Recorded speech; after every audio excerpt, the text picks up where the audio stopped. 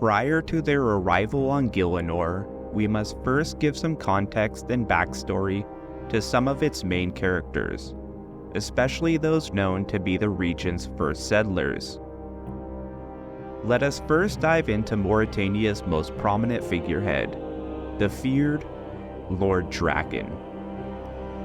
Lord Drakan hails from the world of Vampyrium, coined by the Empty Lord Zaros during his exploration of the lower planes of the universe, and it happens to be one of the first planets ever to be constructed by the Elder Gods.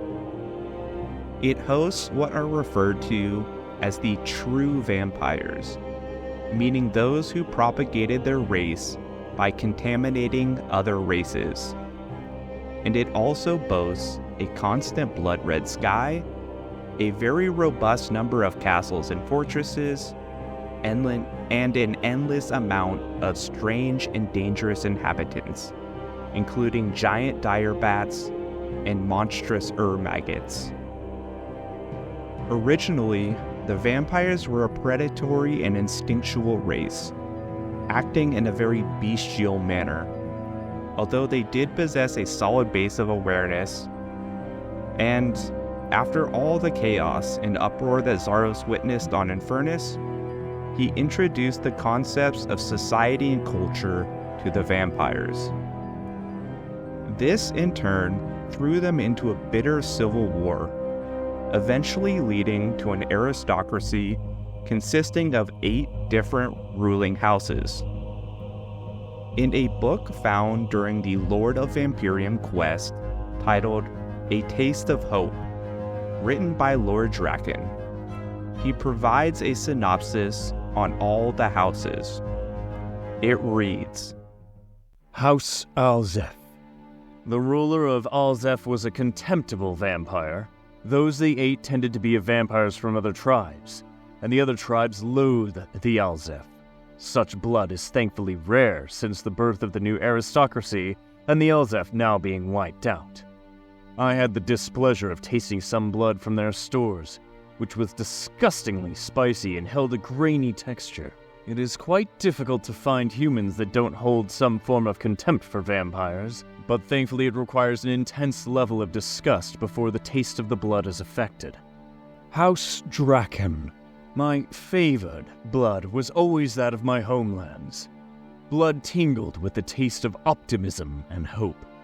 I have trained my Venators to be silent stalkers of their prey. When unable to take their prey unawares, they would allow it to escape and feel safe again before bringing it down, if the animal does not feel threatened before death. Instead feeling freedom, then the tinge of hopefulness within its blood retains a sweetness beyond measure. House Grazi. The Grazi were the most vicious of all vampire tribes, priding themselves in their ability to fight rather than stalk. They would not capture their prey so much as bait it, goad it into combat. They would only hunt the most fearsome and territorial beasts of Vampyrium, not the myriad of docile creatures. They believed they were ingesting the strength of all they ate. Personally, I found the aggression within the blood of such creatures to be foul, swill for an unrefined palate, not fitting for a cultured society. The tribe took to our burgeoning society poorly, with the vast majority being clipped and effectively used as pack animals for our hunts. If not for their ferocity in battle, I'd have had them all put down. House Jovkai. Lord Jovkai was the longest ruling tribal leader in the pre-Zerosian Age, and the oldest recorded living Vyre. He was a beloved leader, and this love was transposed onto their prey. They would treat their food with care and tenderness, allowing it to live among them feeling safe and cared for, before mercilessly slaughtering it behind closed doors. I was pleasantly surprised by the bloods from this region, a bittersweet taste with a lingering finish. House Mermel. The Mermel tribe would stalk entire families of social groups, quickly striking down one of their number, yet not feeding from that first kill. Instead, they would hunt down the remaining family members as the cries of their wounded rang in their ears. Their adrenal response of fight or flight, coupled with intense regret that they were leaving a loved one behind, imbued their blood with an effervescent fizz, making it lighter and more aromatic. The process of collecting such blood, however, was very wasteful.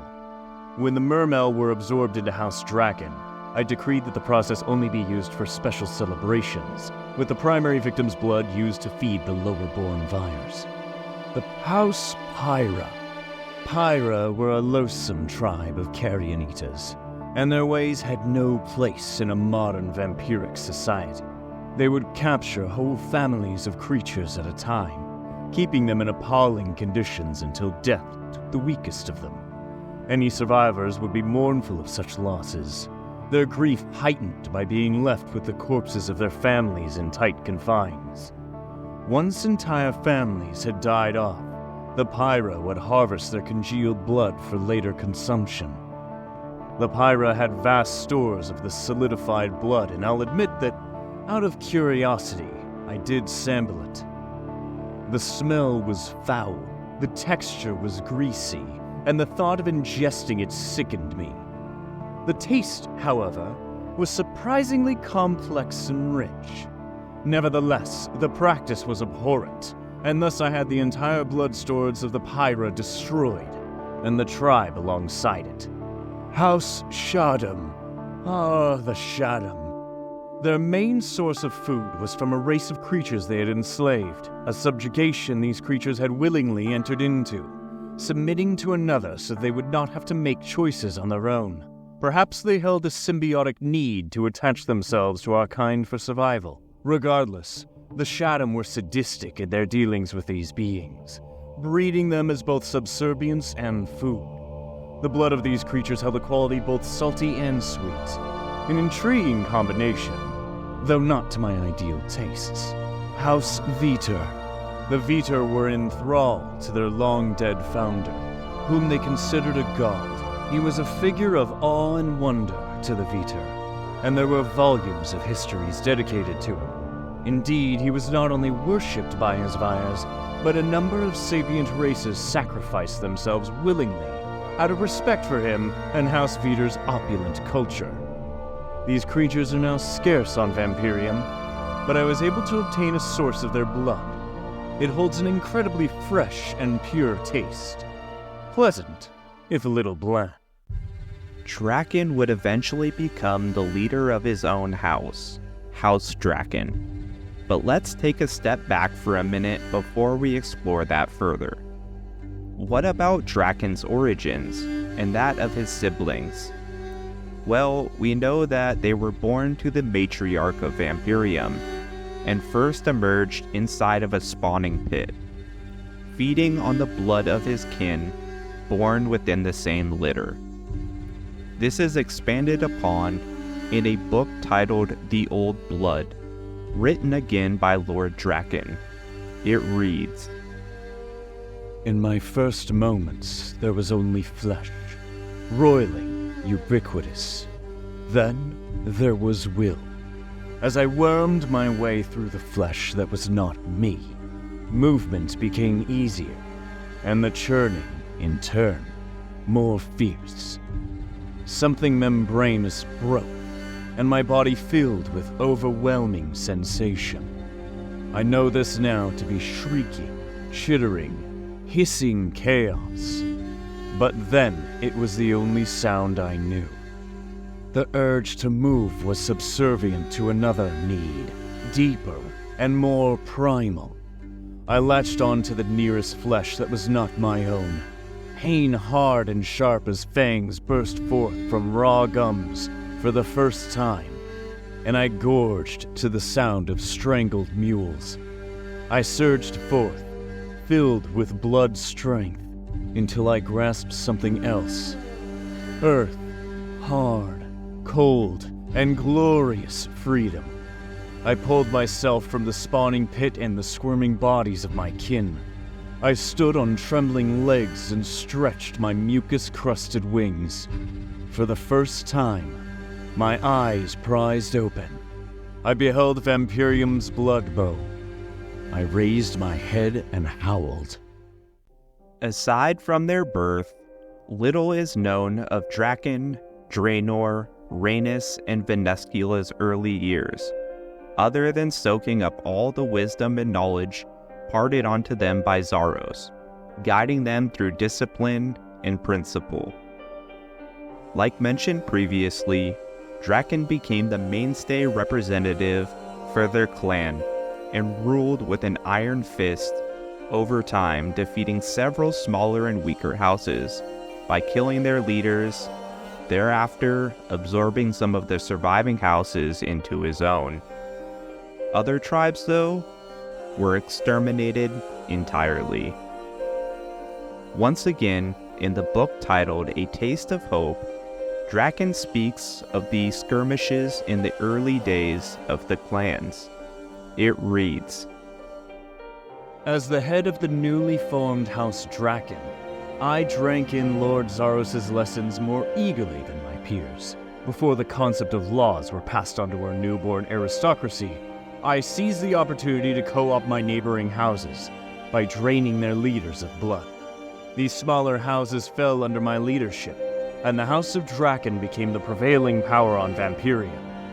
As the wealthiest living vampire, I tasted many different bloods, refining my palate further still, discovering that food from each of House Draken's territories held subtle differences in taste."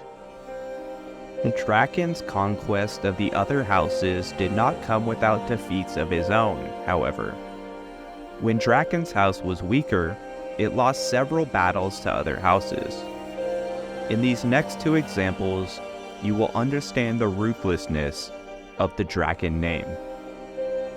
After a narrow loss to Lord Jolfkai, Drakan and his siblings were forced to invite the Lord to their camp for reparations, preparing a feast and riches as was vampire custom. Jolfkai arrived with a banquet of his own, snubbing the Drakans and informed them that they were to be strangers in their own home, eating from Jolfkai's scraps. Jolfkai had Venescula wash his drinking cup. Venescula took advantage of this and poisoned the cup, leading to Jolfkai's death less than a year later. Afterwards, the Drakans never lost another battle. During the River of Blood quest, Venescula recalls that very memory. It reads, "Years ago, thousands of years ago, my family wasn't in the position we are now. We had lost battles against the other houses. We were weak. One loss was against Lord Jolfkai and his sycophants. We invited him and his family to our camp to discuss reparations. We prepared a meal. We prepared riches. Such was the custom. But when he arrived, Lord Jolfkai had brought his own banquet. Then he filled his cup with wine again and stood up. He told us that this was it. This was to be our reparation. We would be strangers in our own home, dining from his scraps. Once the meal was finished, Lord Jolfkai made me wash the plates like some disobedient child. Venescula Drakan tending to tables. So I washed Lord Jolfkai's cup in slow poison. Every time he took a sip from that cup, he grew more ill, and he loved to drink. Though he was tended to, he died less than a year later. We did not lose another battle after that meal. There was a fire in all of us. We would never eat scraps again." In yet another account, before House Grazi was defeated, it ruled over several vassal houses, one of which was House Draken. Drakan, in the human form he learned from Zaros, appeared before Lord Grazi to offer a blood tribute. Lord Grazi was surprised at Drakan's appearance, finding it degrading for a vampire. Unknown to Lord Grazi, Drakan had sabotaged the blood tribute with a paralyzing poison. Later, Drakan, again in his human form, killed him. In the book The Old Blood, Drakan's recollection went as follows. It reads, "The human guise I taught you has served you well, has it not?" Lord Malachi of House Grazi laughed. deep and full, as I approached him and knelt. Indolent and corpulent in ill-fitting ur-maggot leather and dire bat fur, he lounged on his great throne, beneath the wall-mounted husk of a giant leechworm, slain by his much-storied grandfather. By the blood, is that you, Drakan? You have changed your form somehow. It is our effect of choice in House Draken, my lord, taught us by the stranger from afar. It is convenient in many ways. Grazi snorted. Leave your tribute and be gone. Hopefully the rest of my vassals still have some self-respect. I inclined my head, words souring in my mouth as I knew my blood tribute would sour in his. Poison was an alien concept on Vampyrium, and Lord Grazi so very resistant to change. I would be sure to transform fully when late. Alone, he lay before me, mouth frothing, paralyzed, unable to close his eyes. By now you can see that Drakan doesn't mess around, and by this point, all other houses were defeated, leaving House Draken the sole survivor. Zaros asked Drakan to follow him to Gielinor to aid him just as Zaros had aided Drakan. Drakan contemplated the offer whilst another vampire, Sasha, tattooed Drakan's wings. In the old blood text, Drakan wrote, "The pain was brilliant and stark as Sasha's needle pierced my wing flesh. The red sigil scribed there told sagas of my conquest. Mine, that of House Draken, was now the old blood. All the tribes of Vampyrium now came under my rule, and yet it was but the beginning.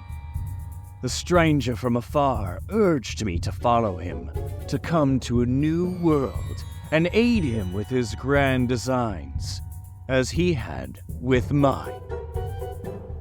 Drakan ultimately agreed to leave with Zaros, but not without wondering if he would ever return home to Vampyrium. Lastly, and briefly, we cannot forget to mention the other major player first known to settle in this region, and acted as Drakan's first major obstacle, the race known as the Icine. The Icine are long-lived winged humanoids who are aligned with the god Sardaman, and originate from the homeworld of Hollow, a planet consisting mostly of water with islands scattered around, and they lived mostly as priests, farmers, and warriors. On Hollow, the transition from day to night takes close to a year, and when the day ends and the winter comes, the Icine travel to another island on the other side of the world, where it is always summer. Although, those who live on Hollow's main capital city of New Domina do not have to worry about this, as Sardaman built it to change its location to always remain in the warm and sunny places. Here in New Domina lies the Icene named Amperium, an important standing figure in their society, and when Sardaman came calling to them for recruits to help them in the God Wars, she knew. She did not want to leave Hollow, but she will go to Gielinor. She was duty-bound. She must lead the Sardaman campaign. Thank you for watching and listening to the Rise and Fall of Morytania Part 1. I hope that you guys enjoyed and that you will keep your eyes out for Part 2 when it releases in the future. Thank you so much for Kathaar for voicing Lord Drakan, and to MoonFairy for voicing Venescula Drakan. Alright guys, thank you, take care. RuneScape forever.